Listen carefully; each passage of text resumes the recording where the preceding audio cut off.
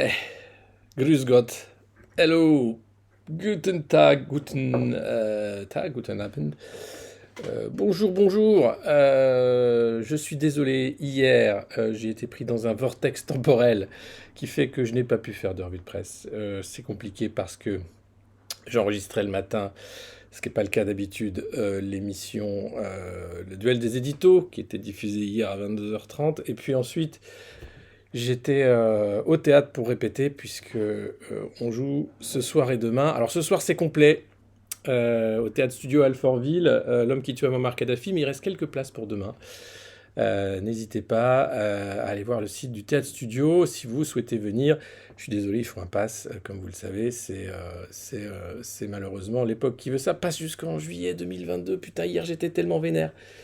Tous, enfin on était tous super vénères en fait. Surtout que les marcheurs étaient tellement peu mobilisés que cette loi débile de prolongation de l'état d'urgence sanitaire jusqu'en 2022 aurait pu capoter. Ils l'ont fait passer à 10 voix. C'est rien. Castaner était furax. Il a dit quoi? Vous préférez aller au resto? Vous n'êtes jamais à l'Assemblée? C'est quoi ces députés? Ils en ont marre. Alors, je pense qu'il y a ceux qui ont peur pour leur intégrité physique, les marcheurs qui commencent à se dire bon, dans ma circo, les gens savent que je suis en marche. Je vois bien que les regards, bon, c'était déjà pas cool, hein, mais là, franchement, non, j'arrête. Ceux qui veulent arrêter sans le dire, ceux qui savent plus trop où ils sont, bref, c'était compliqué. N'empêche, ils ont voté cette loi de merde qui est passée à quand même une voix. Vous avez maintenant votre enfant à l'école, le proviseur peut savoir s'il est vax ou pas. Ça va, Kevin? Ça vax? Allez hop, là-bas, tu vas faire ta picouse.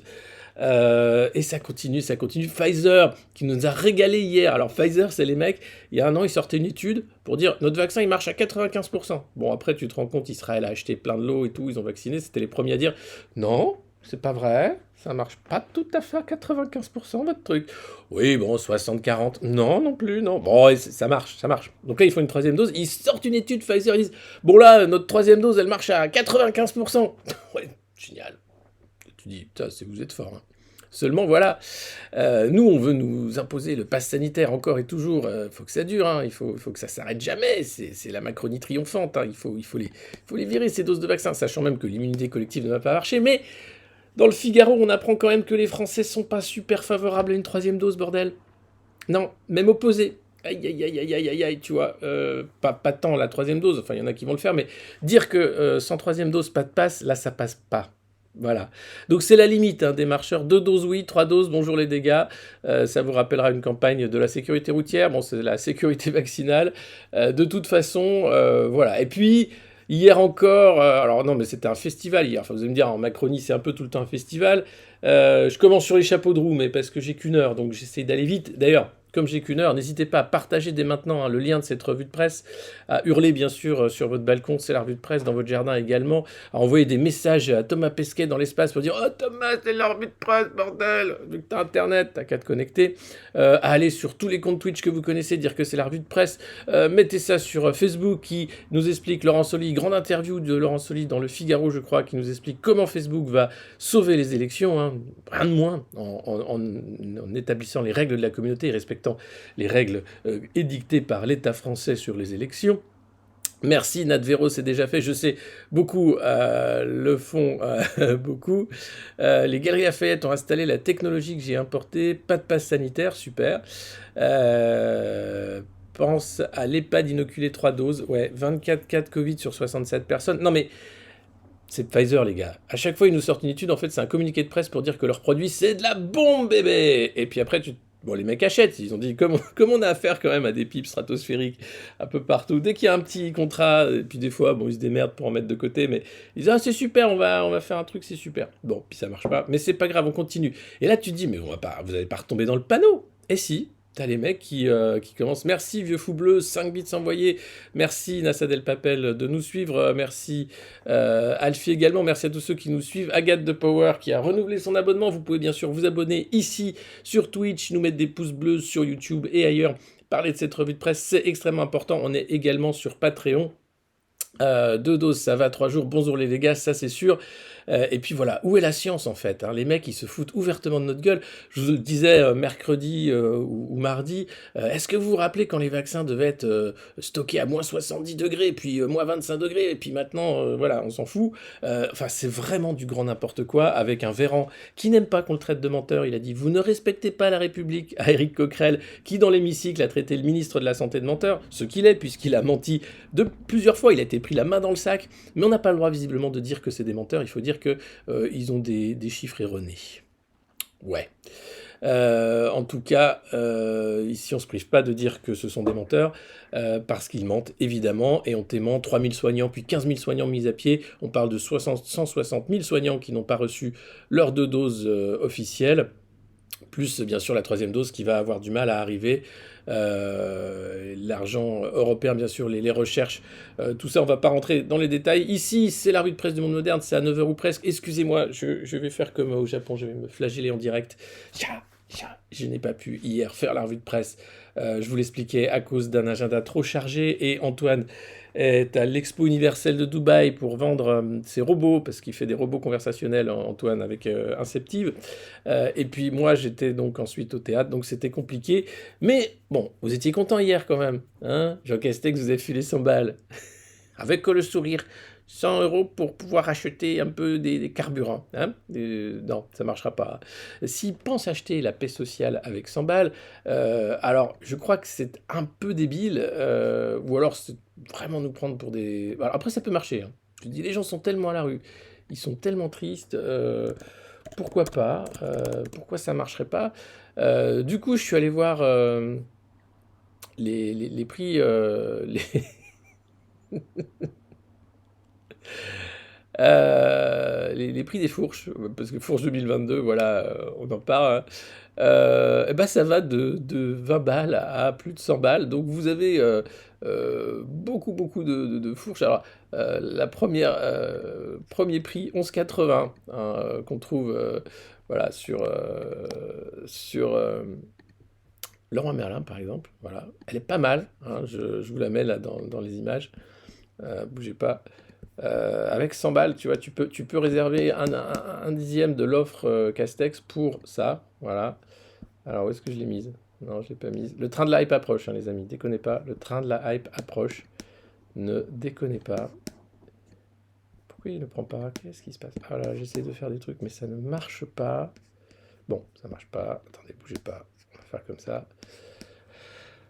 Hop. Et donc abonnez-vous, hein. N'hésitez pas à en parler pendant que je fais des manipulations scandaleuses sur mon PC. Décidément, il veut pas. Belle arnaque, hein, 100 balles quand même. Taisez-vous, c'est 100 balles. Et donc voilà, là, vous allez voir, c'est quand même un bel outil, hein, ça permet de biner son jardin tranquillement. Bon, ça, c'est 11 balles hein, chez Leroy Merlin. Voilà, donc c'est toujours ça de prix. On sait jamais, ça peut être utile par les temps qui courent. Hein, c'est en matériaux composites, le manche est en bois, c'est bien foutu. Je pense qu'on pourra en faire un truc. Le moment venu.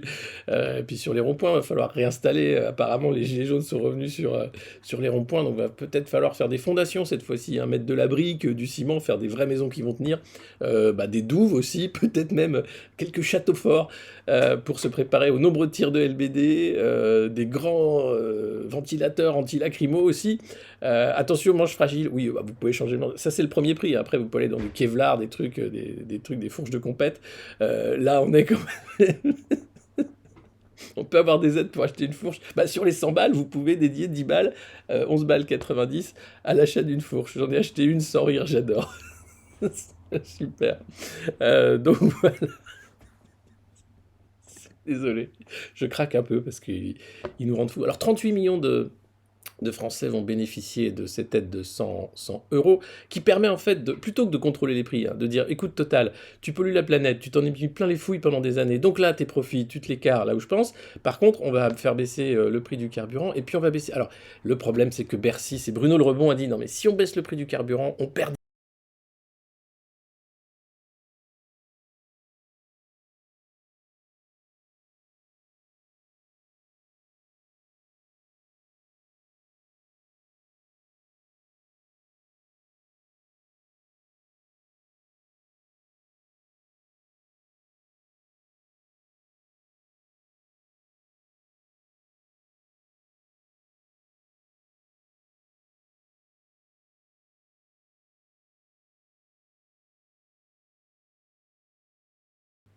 Qu'est-ce qui se passe? Pourtant, moi, j'ai tout bien, tout bien, tout bien, tout bien. La censure. Ah, il n'a pas aimé que je mette une fourche. Ah là là, je savais que c'était limite, hein. Fallait pas parler. Mais c'était pour le jardinage, les enfants.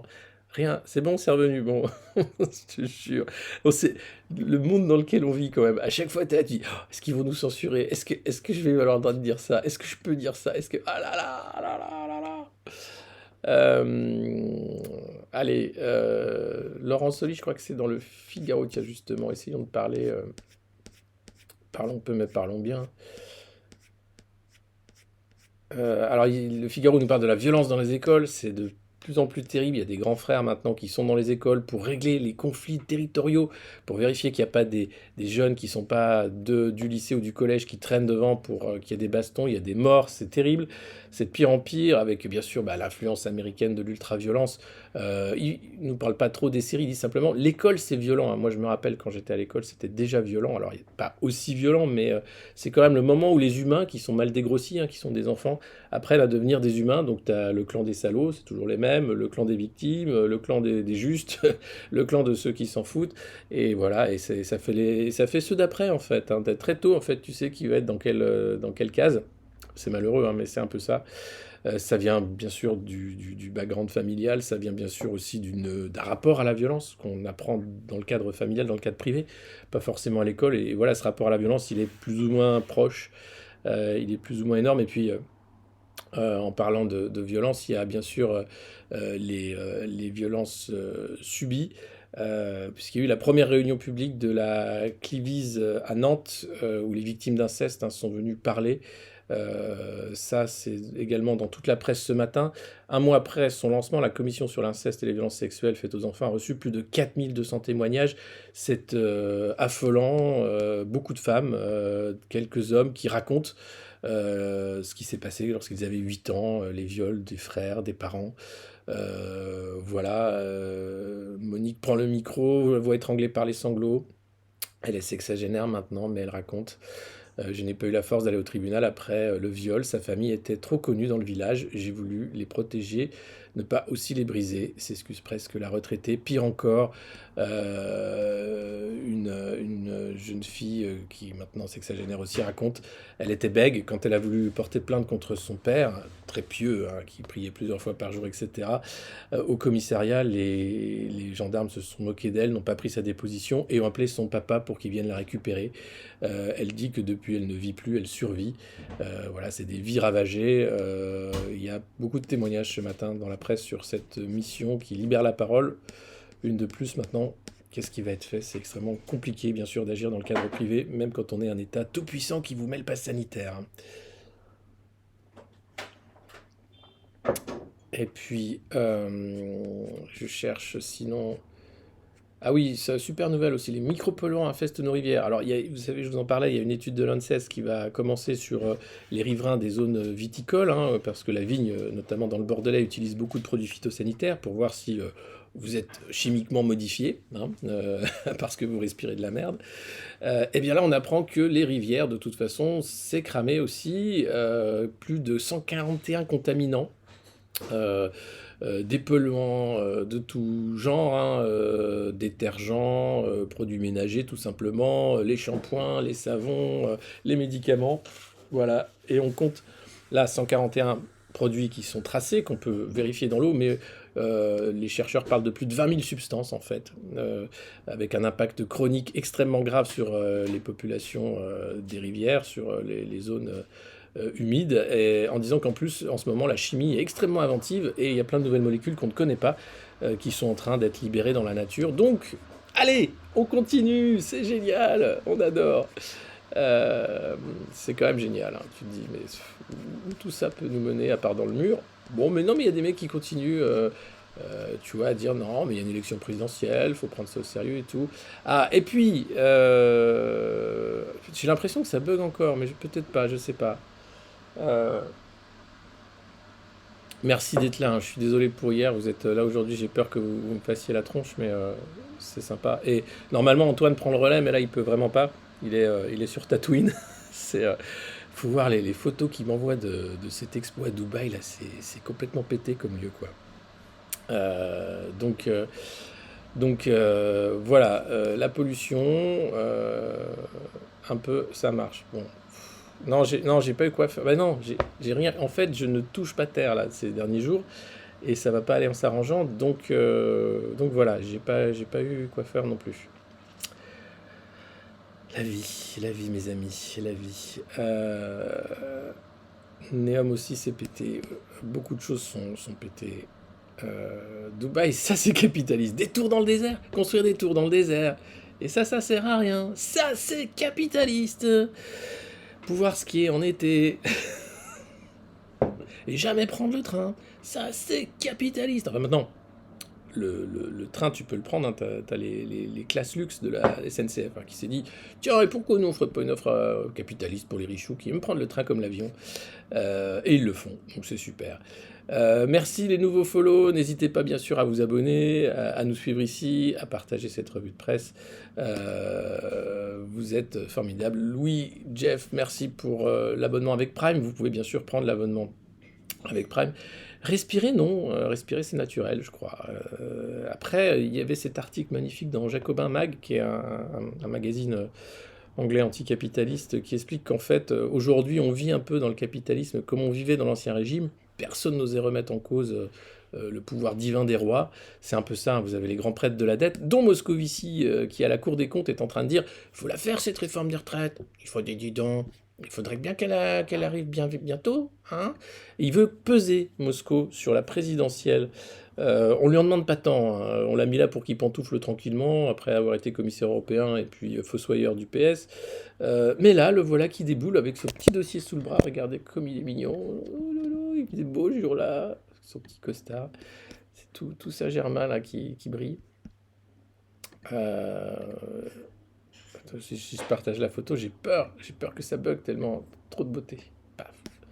Voilà, il veut peser. Alors voilà, Moscou, là, lui, il a pour idée hein, de nous dire à la retraite, pas de retraite, hein, non, si, une réforme juste, hein, voilà, des réformes équitables. Reculer l'âge de départ à la retraite ou baisser les pensions sera inévitable, insiste la Cour des comptes. Ah ouais, sans blague, c'est inévitable. Donner un rein pour rembourser la dette, c'est inévitable. Ah oui, d'accord. Voilà, c'est sa note publiée jeudi. Elle souligne aussi la nécessité de veiller sur le sort des carrières courtes et des bas salaires. C'est gentil, merci. Donc en fait, ils essayent d'aider les pauvres en faisant semblant, tu vois, parce que finalement, les carrières courtes et les bas salaires, tu n'as pas de retraite non plus. Et donc, de 60 à peut-être 67 ans, hein, si Cruello arrive au pouvoir un jour. En tout cas, voilà, puis une vraie autonomie des universités. Enfin bref, il a plein d'idées dans son sac, il est formidable, on l'adore. Et puis le chèque 100 euros aussi, on l'adore. Enfin, voilà, on adore toute cette- tout ce moment. Et puis le pass sanitaire, bien sûr, jusqu'en 2022, ça choque personne, visiblement. Enfin, le droit d'utiliser le pass sanitaire, attention, ça ne veut pas dire qu'ils vont nous le mettre jusqu'en 2022, mais quand même, tu sens bien la velléité quand tu vois Attal qui sort du conseil de ministre. Alors, oui, on va sans doute vous enfermer encore, parce que bah, ça nous plaît, voilà. Et les gamins qui vont donc être bah, fin du secret médical à l'école. Super école de la République, super. En même temps, vous allez me dire, mais oui, mais ce coronavirus, on n'en voit pas la fin. Et c'est vrai. Où est-ce que j'ai mis cette photo? Non plus, c'est pas celle-là, je vais la trouver non plus. Voilà. Ça, c'est une photo qui fait peur. C'est une gare de Moscou. 1000 morts par jour en Russie. L'épidémie explose. Alors, il n'y a pas beaucoup de vaccinés. Eux, c'est le Spoutnik là-bas. Surtout, il n'y a aucun respect des gestes barrières, pas de masque, rien du tout. Il n'y a eu aucun confinement, évidemment. Alors là, ils confinent à Saint-Pétersbourg, ça y est, pour 11 jours. Ils commencent à nous faire des scènes où tu vois, ils désinfectent comme ça massivement les rues. Nous, je crois pas qu'on l'avait fait. C'était surtout les Chinois qui avaient fait ça. Nous, on avait plutôt privilégié l'auto-attestation de sortie. Hein. Voilà, donc c'était moins graphique. Vous aviez généralement un flic qui arrivait, qui avait pas de gants, pas de masque, qui te demandait ton auto-attestation, il regardait comme ça, puis il te la redonnait, tu vois, puis il mettait les mains dans les poches, puis il dit, bon, c'est bon, hein, cette fois-ci, c'est bon, mais attention, la prochaine fois, si c'est pour acheter des croissants Lidl, c'est pas la peine. Hein. Et donc, voilà, on n'avait pas joué le costume NBC nucléaire, bactériologique, chimique. Ça a de la gueule quand même. Hein. Là, j'imaginais passer, tu vois, plutôt que voir passer un agent de la voirie nettoyer le trottoir, t'as le mec avec sa sulfateuse à Covid. Bon. Ah oui, non, puis alors Libé, j'en parle pas ce matin parce qu'ils ont fait le portrait de Libé ce matin, c'est Nolo, et l'ami de Zemmour. Il dit c'est vraiment mon copain, c'est vraiment mon copain, je suis super content. Puis après il explique qu'il est bien chez Hanouna parce que quand même il devait pas y être, mais bon, il cachetonne comme un porc, donc il est content. Voilà, c'est lamentable. C'est dommage, ça gâche un beau numéro parce que dans Libé, il y avait quand même tout un dossier sur Barkhane, Takuba, comment la France s'en va, avec ses convois de camions dans le désert. Les photos sont magnifiques, où on explique qu'il bah, y a là-bas des Estoniens, des Polonais, enfin il y a une task force européenne où les mecs sont là pour faire de la logistique, tout simplement pour rapatrier les camions. C'est des chauffeurs locaux qui sont dans les camions. Et autour, t'as les tanks. Et voilà, on est en train de replier les Gaules au Mali. Encore une belle aventure militaire qui finit dans le sable. Je crois que c'est la loi du genre. D'ailleurs, on en parle ce soir au Théâtre Studio à Alfortville, l'homme qui tue Muammar Kadhafi, pour parler d'un autre désert, celui de Libye. Euh, oui, Poutine n'est pas pour la vaccination obligatoire. Lui, il ne veut pas d'un mandat de vaccination obligatoire. Il ne veut pas non plus de passe sanitaire au national. Donc, c'est les directeurs, les responsables de région, de ville, qui mettent en fonction du taux d'incidence leur passe. La gestion est beaucoup plus souple, mais il y a certains instituts de sondage en Russie qui parlent de près de 1 million de morts d'ici la fin de l'année si les courbes ne changent pas. Ils sont déjà quand même à 600 000, je crois. Donc, c'est quand même pas mal. Euh,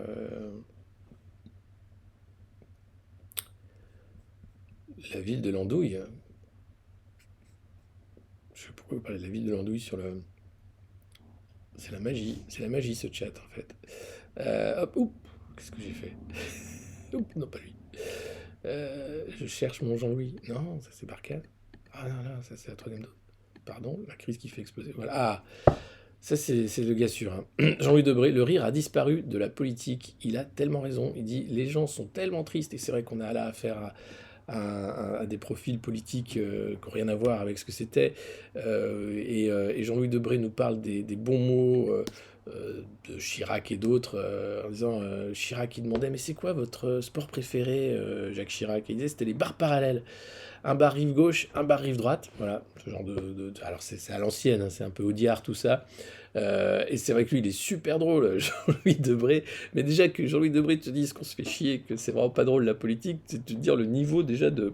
Et c'est vrai, là, il n'y a pas un candidat qui est rigolo. Alors s'il y a Zemmour, il fait des blagues, hein. Pan, pan, ah, c'est une blague, ça. Ah, ça rigole moins, hein. Ah oui, ça rigole moins. Oh, bah, dis donc, Eric, on ne pointe pas une arme. C'est pas drôle. Alors il fait c'est des blagues à la Zemmour. Donc effectivement, on rigole pas. Et alors les marcheurs, il y a pas plus triste qu'un marcheur, quoi. Quand ils sont pas là pour pas voter, ils se font dépouiller de leur Rolex, de leurs 2000 balles dans la rue. Sinon, t'as Stanislas Guérini, le mec. Bonjour, je suis très heureux de vous recevoir dans cette convention de la République en marche. On va gagner. C'est et puis tous les autres. Enfin voilà, t'as l'impression quand même, c'est globalement, t'as l'impression que c'est Marlène Schiappa la plus drôle et pas drôle non plus.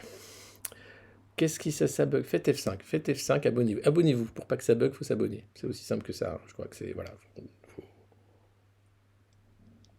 c'est sans tergiverser. Zemmour sur Thinkerview qui a agité Twitter pendant 24 heures, alors j'ai pas regardé. Mais il y a une fascination pour ce mec, en fait, c'est pourquoi. Il est là, il existe. Alors si, c'est dans le Parisien ce matin. Attendez, bougez pas, ça c'est drôle. Merci de nous suivre, Anastide, merci les uns et les autres de nous suivre. Hop, dans le Parisien justement, je vous la fais courte. Hop. Donc, bon, les Français ont envie de partir ailleurs, ils en ont ras-le-bol de la France, hein, voilà. Ils veulent se barrer. Cet automne, c'est vraiment tout le monde s'en va. Le gouvernement et l'indemnité inflation, tout le monde s'en fout. Ce n'est pas une mesurette, hein. Non, non, c'était du foutage de gueule. Et puis, Éric Zemmour qui suit les conseils d'un coach, le comédien Jacques Gay, pour améliorer les prestations orales lors de ses meetings. Et alors, ils ont trouvé un truc. Ils le mettent sur des tabourets hauts pour l'obliger à se tenir moins voûté. Et c'est vrai, c'est pas une blague. Les mecs disent alors il est important d'avoir un comédien qui vous apprend à ne pas jouer la comédie, hein, formule-t-il. Il faut partir de la sincérité, de la vérité du contenu pour que le corps parle naturellement. Et c'est vrai que Zemmour, son corps, naturellement, il fait. Et puis il est très très voûté. Donc ils le mettent sur un tabouret, comme ça, il est obligé de faire comme ça. Et après, du coup, tu vois, c'est pour son public. On va pas trafiquer le naturel, donc ils font avec ce qu'ils ont, hein. C'est pas non plus, voilà, c'est pas, donc ils mettent Zemmour sur un tabouret, oh, et le mec, après il parle, il dit, et t'as plein de gens qui viennent l'écouter et qui disent, il a raison, son grand-père c'est Charles Martel, sa grand-mère c'est Jeanne d'Arc, ah ouais, sa mère c'est Kim Glo, mais ouais, mais ça marche, et ça marche. Pour aller où? Bah le Vietnam, très bien le Vietnam. Et c'est une drôle de dégaine, hein. Donc ils font et donc voilà. Euh, pour Jacques Gay, le contre-exemple absolu de la prestation, bah, c'est Emmanuel Macron, hein, qui va qui le mec, pareil, qui connaissait pas les salles de spectacle, qui s'est senti porté par la foule, mais qui avait pas travaillé sa voix ni rien du tout. Et badaboum, c'est un fail énorme. Et on se rend compte que voilà. Donc là, Zemmour fait très attention. Le seul truc qui énerve quand même son staff, c'est que il passe son temps à dédicacer des bouquins et après il va pas dire merci aux gens qui sont venus le voir, qui attendent, tu vois, les généreux donateurs, les trucs comme ça. Alors que apparemment les brousoufs rentrent, hein. Lui, il arrive à avoir du brousouf. C'est vraiment son siège de campagne. Et croule sous les petites enveloppes de cash, les petits chèques 100 euros de Jean Castex, tout ça. D'ailleurs, vous pouvez aussi, si vous ne savez pas quoi faire après les 11 euros investis dans la fourche, vous pouvez également mettre 5 euros dans Patreon ou ce que vous voulez pour le monde moderne, pour qu'on fasse des belles mugs et d'autres choses. Ouais, je sais pas, c'est Zemmour, c'est un concept, hein. Parce que le comparer à Gargamel, je suis pas trop d'accord. Is no good. Il y a aussi le côté Gollum, mon précieux Islam, tu vois. Mais on a dit pas le physique, mais quand même, tu dis, bah, tu vois bien qu'il y a un truc, il y a un truc. Alors Sandrine Rousseau, elle me fait marrer Sandrine Rousseau parce qu'elle passe son temps à énerver tous les masculinistes, tout ça, en disant il a une masculinité fragile, mal portée. Alors ils sont comme des fous, quoi. Et voilà, quoi. Donc c'est compliqué. J'ai même pas les moyens d'aller à Lille chez Maurice. Ben non, mais je sais bien, en ce moment c'est la galère. D'ailleurs, euh, je vous le disais, ouais, non, ça c'est une solution comme une autre, mais non, non plus. Ah, ah voilà. Alors oui, l'exécutif comprend pas pourquoi les Français n'ont pas l'impression que sa politique a fait exploser le pouvoir d'achat des Français. Et en fait, non, ce que ça a fait exploser, c'est surtout les dépenses sociales des départements. Alors, c'est le RSA notamment, hein, qui coûte très cher, 40 milliards, qui coûte très cher, mais donc qui a un certain prix. C'est les départements qui s'y collent pour colmater en fait la politique ultra-violente antisociale d'Emmanuel Macron, puisqu'en fait, on a beaucoup de gens qui tombent dans la précarité, qui sont à la limite et qui ne sont pas du tout aidés. La réforme de l'assurance chômage, évidemment, mais on a vu, hein, la suppression des APL, enfin rien n'est fait pour sortir de la tête de l'eau les Français. C'était dimanche la journée mondiale du refus de la misère. Emmanuel Macron n'a eu aucun mot sur la misère ou la pauvreté. Une fois, il s'était mis en scène dans la rue, comme ça, devant une tente de SDF, en disant ça va, tu votes pour moi, c'est super. Change de costard, tu changes de costard. Et voilà, c'est tout. Et bonjour, bonjour les nouveaux. Oui, c'est complet ce soir, mais il y a encore des places demain au Théâtre Studio d'Alfortville si vous voulez venir me voir et nous voir pour parler de l'homme qui tua Muammar Kadhafi, du désert libyen, du serment de Tobrouk, de BHL aussi, de Mimi Marchand, de Ziad Takieddine, enfin, toute une galerie de portraits dont la France a le secret. Et c'est vrai, on a quand même un beau bestiaire, hein, en France. C'est quand même un super truc. Qu'est-ce qu'on a d'autre? Ah, et c'est le vaccin contre la grippe. Cette année, il y aura la grippe. Attention, donc il faut se faire vacciner aussi. J'ai été vacciné contre le Covid, dois-je refaire une autre piqûre? Oui, car le vaccin contre le Covid ne protège pas contre la grippe. Oh, zut alors. Et là, il y a trois trucs, hein. Il y a Vaxigrippe, Tetra, Influvac Tetra. Voilà, donc vous avez le choix. Vous avez que l'embarras. Et puis, ah là là là là, l'avancée fulgurante de la bronchiolite du nourrisson. 9 nouvelles régions sont en situation épidémique. Alors, chaque année, c'est 2 tiers, hein, des enfants qui ont la bronchiolite. Donc, il n'y a rien de grave, hein, c'est pour faire son immunité, en fait. Mais comme l'an dernier, on a été confinés, tout ça, cette année, quand même, on a 34% de plus d'hospitalisation. Euh, une hausse de 24% pardon, des hospitalisations, 34% de plus qui sont reçus aux urgences. Donc ça fait beaucoup, et le virus est en avance puisque bah, l'an dernier, voilà, il n'était pas là grâce à cause, je ne sais comment dire. Donc voilà, la bronchiolite c'est normal. Le problème qu'on a en fait, c'est pas tant qu'il y ait autant d'épidémies et de virus, c'est qu'il n'y a plus d'hôpital. C'est qu'ils ont cassé l'hôpital public, Roselyne Bachelot, Xavier Bertrand, et puis maintenant Olivier Véran. Tous les uns après les autres ont eu la même politique de néo-management public, de dire il faut faire moins, il faut faire plus avec moins. Hein, on va faire l'hôpital de flux, on va faire des chiffres, des chiffres, hein, c'est l'humain, et puis on va sous-payer les soignants. Alors il y a eu le Ségur, hein, qui était une belle, un beau blabla encore une fois, mais là on se rend compte que bah, ouais, partout, il y a des déserts médicaux, on manque de lits. Alors c'est pas grave, Olivier Véran a prévu, hein, on va avoir notre espace de santé numérique, on va pouvoir faire des téléconsultations à gogo. Enfin, quand t'as ton gamin qui s'étouffe avec de la bronchiolite, je sais pas quoi faire. Il tousse, docteur, il tousse. Et le docteur fait appuyez sur F5. Ça marche pas, il tousse toujours. Ça va pas marcher. Il faut des docteurs. Donc voilà, on est un beau pays. Hein, avec des gens qui pensent que Zemmour va les sauver. Alors moi j'aime bien tous les pro-Zemmour comprennent pas pourquoi je suis anti-Zemmour. On dit, mais enfin, t'es pro-Macron, t'es machin. Non, il n'y a pas de sauveur suprême. Donc ça sert à rien de croire qu'il va sauver quoi que ce soit. Ah pardon, pour les bronchiolites c'est F11. Et voilà. Et sinon pour le rhume saisonnier c'est F6, je crois. 40 000 lits, ouais. Ouais, ouais. Bah, et là, pendant le Covid, c'est 3 000 lits, je crois, qui ont été encore supprimés.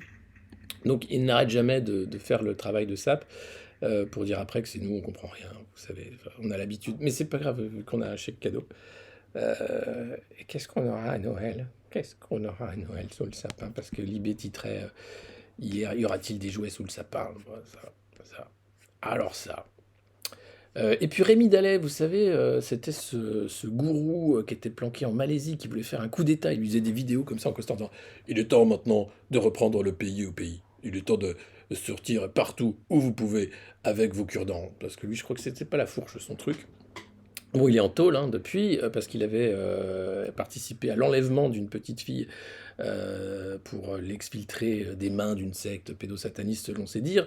Là, il est en tôle et ils sont allés encore le chercher en disant ah, il était lié avec des groupuscules nazis apparemment, puisque il parlait avec sa secrétaire Ginette. Les noms n'ont pas été changés, je crois. Avec des partisans en fait d'un réseau néo-nazi, Honneur et Nation. 12 personnes déjà mises en examen et eux étaient en train de planifier un attentat sur une loge maçonnique et d'autres lieux.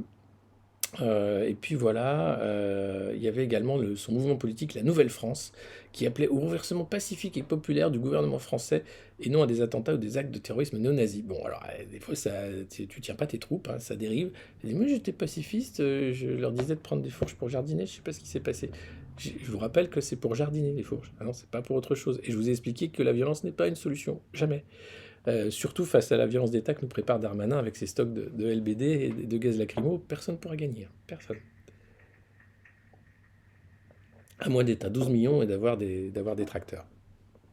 Mais bon, on en est loin. Bonjour. Non, Maggie n'est pas là ce matin, elle pionce. Voilà, c'est comme ça. C'est- J'ai l'impression que ça bug, mais peut-être pas.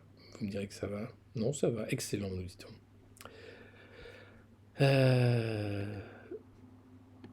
la diff... Attendez. Entre Zemmour et Macron, c'est que Zemmour n'est pas fou et que Macron n'est pas raciste. Oui. Si ça bug, bah voilà. Je le savais. C'est incroyable ça. Pourtant, on fait tout ce qu'on peut. Hein.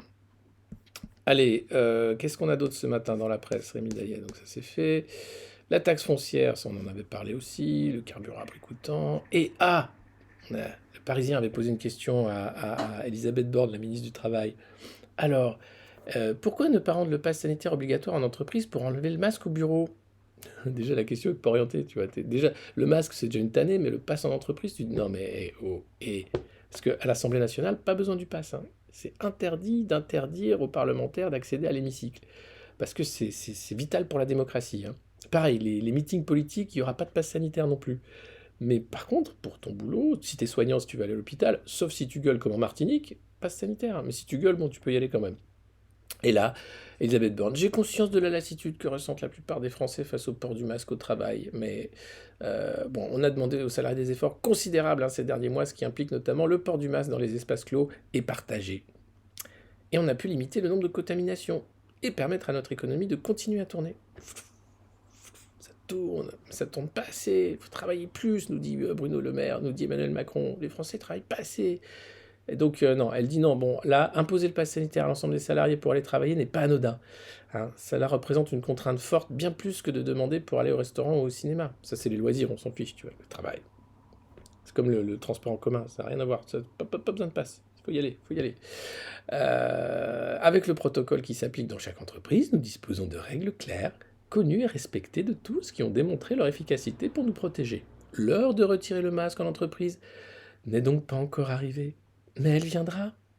Elle viendra. Elle viendra quand? Comment? Avec le pass sanitaire en entreprise, la vaccination obligatoire pour tous les Français, le greffon du masque. Tu sais, hop, à peine sorti du ventre de ta mère, schlac, schlac, 2 agrafes et le masque.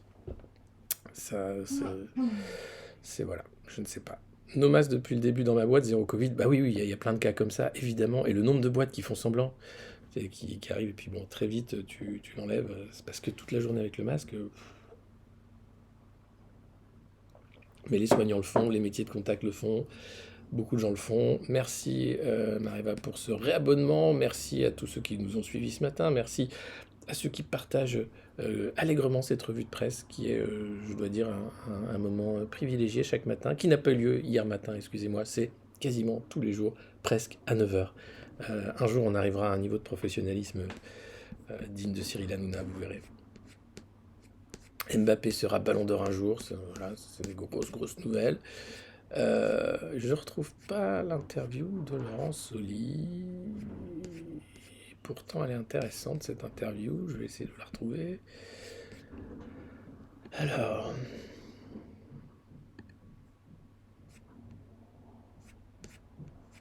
Draghi en Italie qui a réussi à faire croire que tout va bien. Au PMU, il y en a un qui s'est fait virer parce qu'il n'était pas d'accord. Chaud patate. Ah, Donald Trump aussi lance son réseau social, baptisé Truth Social. Truth Social, la vérité sociale. Et alors dans les règles de la communauté, enfin les règles du réseau, alors c'est un réseau grossièrement pompé sur Mastodon apparemment, rien de nouveau.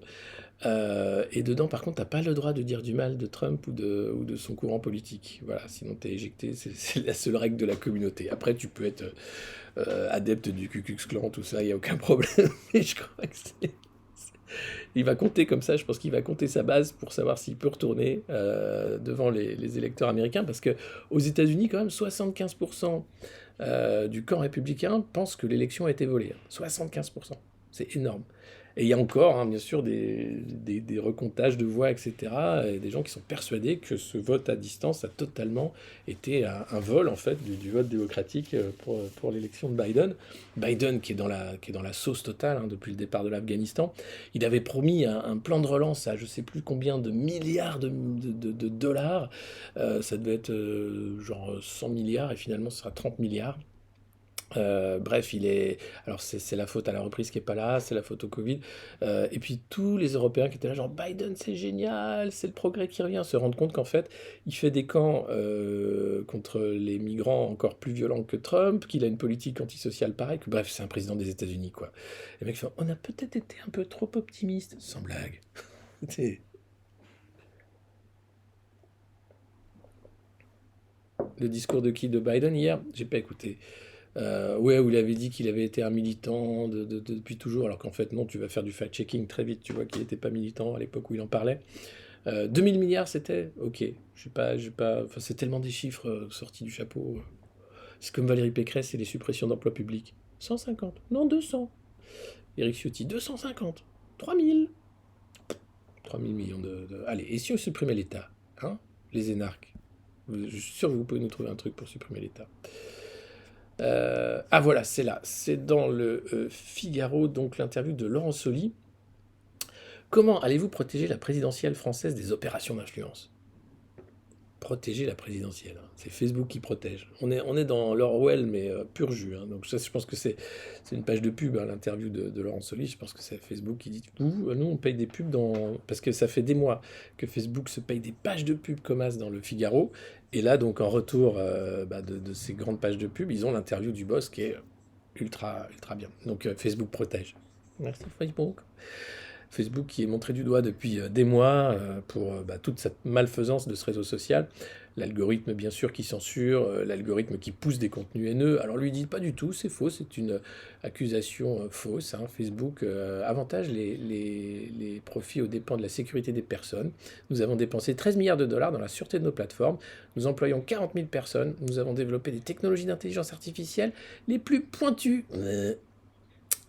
Pour faire en sorte que vous ne voyez plus les contenus de haine. Ça, c'est de la haine. Pas de contenu de haine sur Facebook. Et donc, du coup, dès que tu mets un truc sur Facebook, tu dis ah, je vais à la pêche aujourd'hui. Info Covid, informez-vous sur le Covid, machin. Tu sais, tu peux rien mettre en fait. Et là, donc, comment allez-vous protéger la présidentielle française des opérations d'influence? Facebook est une opération d'influence, hein. C'est le but de cette boîte, hein. Nous avons un processus déjà bien éprouvé en interne, hein, pour assurer le bon déroulement des élections. En 5 ans, nous avons mobilisé des équipes pour 200 scrutins, le dernier étant en Allemagne. Il y a 5 piliers. 5, c'est beaucoup du nom. La suppression des contenus interdits. Bon, alors déjà, ça change du jour au lendemain, hein, ce qui est interdit. Tu vois, genre, hier, Michel dit je vais à la pêche. Ah non, la pêche c'est interdit, c'est la pêche aux voix, tout ça. T'as des mots-clés, tu peux pas. Bon, ok. Ensuite, la lutte contre les interférences. Allô? Il y a des interférences. Ça, c'est les fermatrolls. Ouais, tu regardes Facebook, c'est quand même cramé de fermatrolls. Alors, il y a un mois, c'était les. Comment t'appelles ça? Ceux qui font démarrer les motos, revenir l'amour. Tu sais, les. Ah, vous savez, c'est un nom, ça. C'est ces sages mages africains. Le docteur machin. J'ai un trou. C'est affreux. J'ai de plus en plus de trous comme ça. C'est le Covid long. Euh, les marabouts, merci, merci, merci. Euh, ils jouent. Merci, c'est bien en fait. On va faire du fact-checking avec vous en direct. Et je voudrais que j'ai une oreillette tout le temps avec le chat. Donc oui, alors dès que tu mettais un live sur Facebook, t'avais que des marabouts qui te citaient, alors des sourates entières du Coran, qui t'expliquaient aussi que c'était les meilleurs, qu'il fallait se convertir. Puis après, t'as les pasteurs qui sont là en disant Jésus est la foi, Jésus te tend la main, Jésus regarde du haut du chemin. Donc voilà, ça c'est Facebook. C'est quand même c'était d'une marée de boue numérique. Non, mais lui te parle de piliers. Le fact-checking avec nos partenaires, donc là c'est les médias qui prennent de l'argent, puisque Facebook va payer les médias pour leur contenu, et les médias vont fact-checker. Donc là on va avoir droit, un peu comme la commission Bronner, tu vois, oui, ça c'est d'accord. Mais est-ce que le virus il n'aurait pas été fait dans un laboratoire chinois? Non, ça c'est non. Ça c'est oui, mais 6 mois après. Donc voilà, c'est l'autorisation de penser et de réfléchir. Et puis le soutien à l'engagement civique en encourageant les utilisateurs à s'inscrire sur les listes électorales et à aller voter. Le respect des règles sur la publicité politique. En France, elles sont interdites dans les 6 mois précédant le scrutin. Voilà, donc Facebook va donc protéger, hein, la présidentielle française. C'est pas beau ça? Donc non, quittez Facebook, hein, je pense que c'est urgent. D'ailleurs, de plus en plus de gens le font ou l'utilisent vraiment de moins en moins. Alors moi, je suis sur Instagram, c'est pareil, c'est Facebook, hein. C'est complètement pété. Tu mets une vidéo, pareil, tu mets la moitié de l'écran, c'est un message Covid aussi. Tu fais des trucs. J'ai dit Coran? Non, bah, t'as le droit de dire Coran. L'algorithme. Non, mais c'est sûr que si tu commences à dire des trucs et s'il commence à écouter. Là, on est chez Jeff Bezos, ça va à peu près, hein. Parce que bon, il a envie de faire décoller son truc, Twitch, donc on s'est dit, tiens là, on peut faire un truc. Sur YouTube, on le met en différé, ça passe encore, tu vois, donc ça va. Et bientôt le vote, bien sûr, par les plateformes. Tapez 1, tapez 2, bientôt plus de vote en fait. Puis le fact-checking, bah oui, le problème du fact-checking, c'est qu'il a ses limites. J'en parlais mercredi ou mardi. Tu vois bien qu'il y a un mélange des genres, il y a aussi une volonté de pas fact-checker tout. On choisit quelques trucs. Donc voilà. Euh, ouais. Facebook, c'est vrai que quand t'as ça d'ouvert, ça te bouffe tout ton navigateur, c'est terrible. Temps de parole, mode d'emploi, il y a les changements ensuite à la tête du JDD de Paris Match, on en a parlé, et puis le Figaro qui nous parle de Brassens. Et oui, c'est les 100 ans de la naissance du poète, une poésie qui résiste aux algorithmes. Voilà, une pudeur inouïe, le vieil anard qui fait des émules encore, des associations, des regroupements. Les passionnés diront que les chansons sont toutes différentes. Et puis après, il y a plein de bouquins pour ceux qui aiment Brassens et qui veulent en savoir plus sur le chanteur moustachu à la guitare. Ensuite, est-ce qu'il y avait des trucs intéressants dans les échos? Je ne crois pas. Je dis ça, mais la majorité est prouvée par le pass sanitaire. J'avais commencé là-dessus, vous n'étiez pas là, mais en fait, ils ont failli perdre le vote à une voix, puis à 10 voix. Castaner était foudrage en disant mais c'est pas ça en fait, hein. Si on a des députés qui viennent plus à l'Assemblée, ça va pas le faire. Grande difficulté pour assurer la majorité. Les marcheurs sont fébriles. Je pense qu'il y a ceux qui sont en train déjà de regarder l'après, qui veulent se barrer et qui veulent être sûrs de pouvoir après marcher dans la rue sans risque. Et puis, ils savent bien que les Français sont réticents à une troisième dose. Voilà, 62% des personnes interrogées, même s'ils pensent que le pass sanitaire est une bonne mesure, ils se disent que non, si c'est pour forcer les gens à avoir une troisième dose, non, pas d'accord. Donc il faut se calmer. Et puis il y a la campagne, bien sûr, pour prendre la tête des maires de France. Ça agite un peu le monde politique, mais pas plus, hein. Sinon, l'indemnité dans les échos, la fraude fiscale. Ah si, dans les échos quand même, on apprend que les parlementaires mettent des limites au renforcement du secret des avocats. Parce qu'en fait, le problème de la fraude fiscale, c'est que les avocats fiscalistes, ils ont pignon sur rue, ils gagnent très bien leur vie, et ils sont là pour aider les riches qui savent plus quoi faire de leur thune à planquer leur thune, de manière légale, puisque c'est des avocats. Or, parfois, bon, tu trouves des arrangements qui font que tu peux encore plus planquer de thunes. Donc là, ils ont dit non, non, il faut arriver à limiter, hein, le secret des affaires. Donc il y a un travail de détection. Transparency France qui dit que voilà, si le secret des avocats est fondamental, le renforcer, comme propose la version du projet de loi votée à l'Assemblée, reviendra à compliquer de manière très significative le travail de détection et de sanction dans les affaires de corruption et de fraude. Et d'ailleurs, à Bruxelles, les lobbyistes ont utilisé massivement les cabinets d'avocats parce que vous avez le secret professionnel, ce qui n'était pas le cas quand vous êtes une boîte de lobby comme Havas ou autre. Donc maintenant, c'est les cabinets d'avocats qui font le lobbying. Typiquement, Rachida Dati, hein, avocate, qui avait chopé, je ne sais pas combien, elle est en procès là-dessus, d'argent de Renault pour faire passer des lois en faveur des constructeurs automobiles. Et voilà le jeu un peu du chat et de la souris entre les législateurs et les avocats. Et puis on apprend que la droite est encore loin de s'immiscer dans le match du second tour. Attention de vote au premier tour. Alors Xavier Bertrand, c'est 25% des électeurs de droite. Ils sont tous à 25 à peu près. Marine Le Pen est à 19-20. Ouais, c'est très, très bizarre. Et Fabien Roussel est à 9 quand même. C'est très bizarre. Un quart des anciens électeurs de François Fillon voteraient pour Éric Zemmour. Ouais, un quart. Et oui. Et puis Denis Père, un rêve d'influer sur la bataille au sein de LR. C'est le candidat surprise à l'investiture, hein. L'entrepreneur prône un programme de rupture. Denis Père, c'est l'entrepreneur du mouvement des pigeons, qui vient de la société civile et qui voudrait, lui, être un candidat du renouveau. Bon, voilà. Et puis là, ils te mettent une pub dimanche de 10h à 11h, le grand rendez-vous sur Europe 1 et CNews. Alain Finkielkraut, reçu par Sonia Mabrouk, Nicolas Barré et Mathieu Boccoté. Ok. Il va encore parler de showisation de la main aux fesses. Alain. Alain, c'est quand même un des ancêtres du stand-up, hein. Ah bah voilà Maggie, regardez. Regardez, elle est là. Elle est enfin là. Maggie est revenue.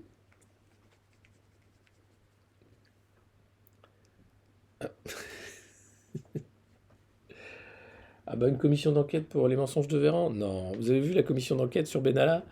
Il a menti, hein, et c'est un parjure, puisqu'il a menti sous serment devant la commission d'enquête. Allez, requis contre lui, 500 balles d'amende et rien, quoi. 10 mois de sursis, rien du tout. Donc non, c'est pas comme ça que ça va changer les choses. Regarde, tout le monde te dit bonjour, regarde. Ils viennent là, en fait, pour attendre que tu apparaisses. Voilà. Tu es l'astre de cette revue de presse. L'astre poilu. C'est peut-être. Mais elle s'en fout. Le parjure à 500 balles, ça vaut le coup, hein. Ouais. C'est quand même. Toi, tu fais insulte à magistrat, c'est quasiment la tôle, hein. Mais là, non, Benalla, non, c'est ok, c'est cool, j'ai menti. C'était un faux pistolet, monsieur l'agent. Même la juge a dit arrêtez de nous prendre pour des cons. Et pourtant, pas de nouvelles restrictions en Angleterre malgré la flambée des contaminations. Ça, c'est les échos, hein, qui disent ouh là là là là là là, 1000 hospitalisations par jour en Angleterre. Donc, bah, le vaccin alors? C'est la troisième dose, tout ça. Alors, c'était AstraZeneca, donc visiblement, ça marche pas super. 100 000 cas quotidiens. Le gouvernement pardon, les médecins assurent le gouvernement de négligence délibérée, c'est-à-dire que Johnson ne veut pas mettre de passe sanitaire, ne veut pas mettre de confinement, etc. En fait, on n'en sortira jamais de ce truc. Je crois qu'à un moment, il faut dire soit on va trouver des traitements, ou on va autoriser des traitements, soit on va. Mais je crois que faut arrêter l'état d'urgence perpétuel. En France, on est en train de rentrer dans un monde de la vigilance. J'en parlais dans mes récents éditos, mais la société de vigilance, Macron en parlait déjà avant, pour lutter contre le terrorisme. L'idée, c'est que chacun devienne le surveillant de l'autre. C'est pas une société vivable, en fait. Donc il faut la refuser, et pour ça, bah, il faut simplement mettre le paquet sur les moyens médicaux, puisque le Covid est là pour durer. Et puis pour ce qui est du terrorisme, bah, il y a le renseignement, évidemment. Et là aussi, il faut mettre des moyens. Mais demander aux gens d'être les palliatifs en fait des défaillances de l'État et les rentrer en plus dans un monde paranoïaque du contrôle de tous contre tous, avec la technologie bien sûr qui le permet, ça c'est Big Brother, ça c'est le moment orwellien qu'on est en train de vivre. Alors certains en sont conscients, malheureusement on n'est pas assez nombreux. Je pense que les gens trouvent aujourd'hui que ça va, c'est pas grave de montrer ton passeport aliment. Si, c'est grave, ça n'a aucun sens. Et ce monde du contrôle techno ne va faire qu'empirer. Il faut lire, si vous êtes sur Twitter, Olivier Tesquet, qui est le journaliste numérique de Télérama, qui est excellent, qui allait faire un tour au Millipol, le salon de la Défense, où Éric Zemmour a fait une blague. Son récit est glaçant. Il t'explique qu'il y a des entreprises qui n'ont pas pu exposer parce qu'en fait, ils vendaient des systèmes de torture. Donc là, on se dit, non, ça va un peu loin, là, tu vas garder ta machine chez toi. Sinon, tu as des gants électriques qui mettent des décharges de 500 000 volts pour plaquer au sol les autres. Tu as bien sûr la société d'Ehud Barak, ancien Premier ministre israélien, financé et pote de Jeffrey Epstein, vous savez, celui qui s'est suicidé dans sa prison. Lui, il a une société qui permet de hacker tous les appareils mobiles, notamment les caméras à distance. Bon, il est à Millipol et vous avez là toute la société du contrôle qui se met en place avec d'ailleurs, si vous êtes journaliste, vous avez interdiction d'approcher de certains stands, et si vous n'êtes pas militaire, vous avez carrément des pans entiers du salon qui vous sont interdits. Voilà. Ça s'appelle Millipol, c'est génial. Alors on a rigolé parce que Zemmour a fait une blague, mais non, c'est pas drôle du tout ce qui se passe. Voilà. Donc Olivier Tesquet, si vous le connaissez pas sur Twitter, c'est un compte à suivre pour tout ce qui est de la société de surveillance. Il avait un bouquin d'ailleurs. Je ne sais pas où c'est. Il faudrait que je me retrouve. Bah, il a un bouquin là-dessus qui est très bien. Désolé, je ne vais pas vous montrer mes fesses pendant que je cherche mon bouquin. On a mieux à faire. En tout cas, merci beaucoup d'avoir suivi cette courte et brouillonne revue de presse. Désolé pour celle d'hier qui a sauté faute de temps. On essaiera de s'organiser. Vous êtes de plus en plus nombreux chaque matin et ça fait chaud au cœur, je dois dire. Je suis très content. Nicolas Sarkozy qui se rendra au tribunal à la convocation des juges. Il n'est pas un citoyen au-dessus ni en dessous des lois. Et Nicolas Sarkozy qui sera évoqué ce soir et demain au Théâtre Studio à Alfortville pour l'homme qui tua Muammar Kadhafi. Si vous souhaitez venir, ce soir c'est complet, donc demain encore quelques places samedi. Et puis vaccinez-vous contre la grippe, hein, vaccinez-vous contre le Covid, vaccinez-vous contre les cons aussi, parce qu'on va en avoir besoin. Et merci à ce soir, Réalision qui sera là, merci beaucoup. J'ai cherché hier, mais rien, parce qu'il n'y avait rien hier. Il n'y avait pas de revue de presse, c'est terrible. Et bien sûr, on viendra dans le Nord, j'espère, à Lille. Je vous ferai part des dates quand on en aura. Au fur et à mesure, je sais qu'on va aller à Die, je sais qu'on va aller à Lyon, je sais qu'on va aller à Guéret, je sais qu'on va aller à Nancy, à Bruxelles, à Nyon, en Suisse. Voilà, mais j'ai pas encore les dates de tout ça. Bonne journée, prenez soin de vous, faites attention. Bon week-end aussi, car c'est la fin de semaine. N'hésitez pas à vous abonner, c'est important, à nous suivre et également à relayer cette revue de presse un maximum. Et puis n'oubliez pas sur les 100 balles prêtées par Jean Castex. Oula, non, pas celle-là. C'est celle-là? Non plus. Celle-là, je la retrouve. Ah, voilà. Ça, c'est 10 balles. 10 balles. Bon, après, le manche n'est pas solide, hein, mais pour les oignons, les patates de saison, c'est nickel. Ciao.